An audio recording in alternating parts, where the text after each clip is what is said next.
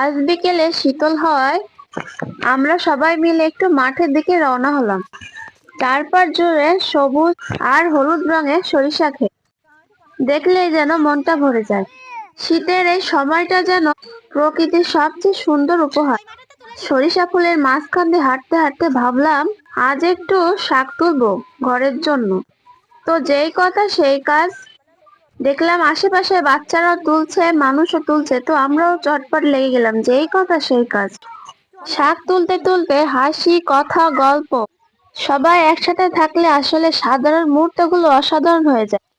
এই মাঠ, এই শাক, এই শীতের বিকাল, এগুলো শুধু খাবার নয়, এগুলো আমাদের শেকড়, এগুলো আমাদের গ্রাম, এগুলোই আমাদের শান্তি।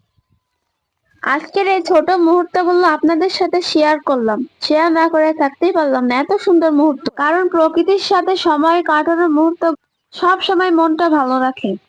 আপনারাও কি আমাদের মতো এমন শীতের বিকালে ঘুরতে আসেন, ঘুরতে ভালোবাসেন? অবশ্যই কমেন্ট করে জানাবেন। দেখতে দেখতে সন্ধ্যা নামলো।